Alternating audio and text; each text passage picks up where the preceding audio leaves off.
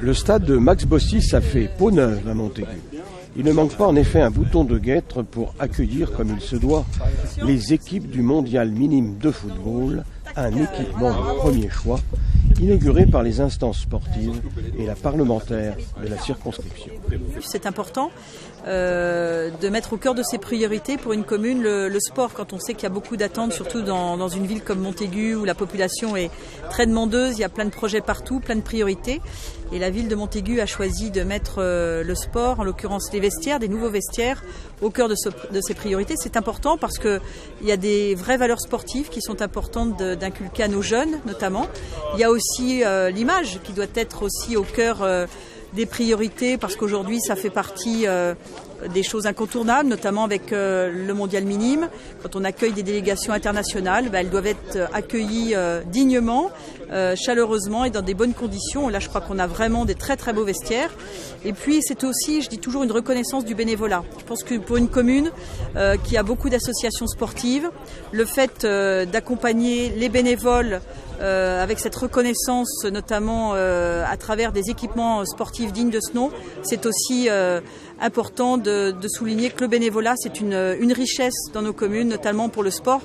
On ne pense pas assez à tous ces parents, à tous ces dirigeants qui passent leur week-end, parfois plusieurs soirs par semaine, sur les bancs de touche, aussi en voiture pour accompagner les jeunes dans différentes communes. Donc c'est aussi une manière de leur dire un grand merci et de les encourager à continuer. Dans une ambiance ludique, les équipements ont été présentés à la presse et aux responsables sportifs. Et donc nous avons fait le pari de dire, eh bien oui, il y a beaucoup d'utilisateurs par le club affectataire principal, mais aussi par d'autres, et puis surtout par les scolaires.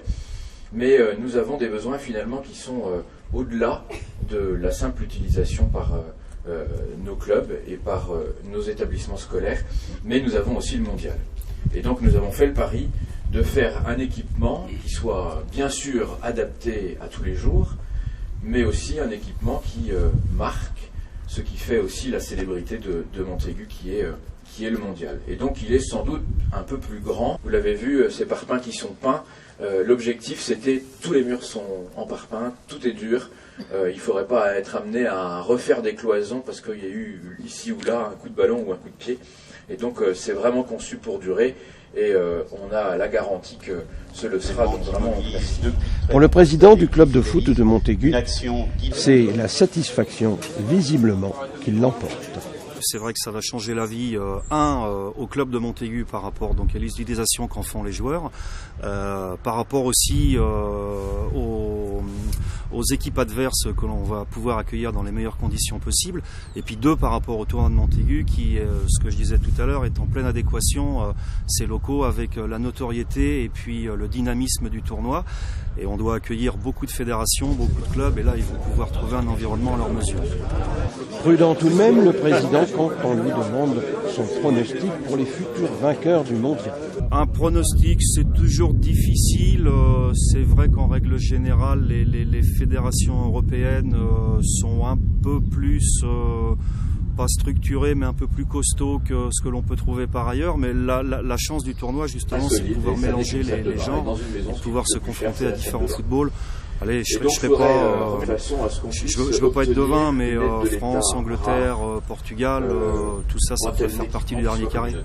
Et avec ces nouveaux vestiaires, les perdants même pourront, sans trop d'amertume, aller se rhabiller.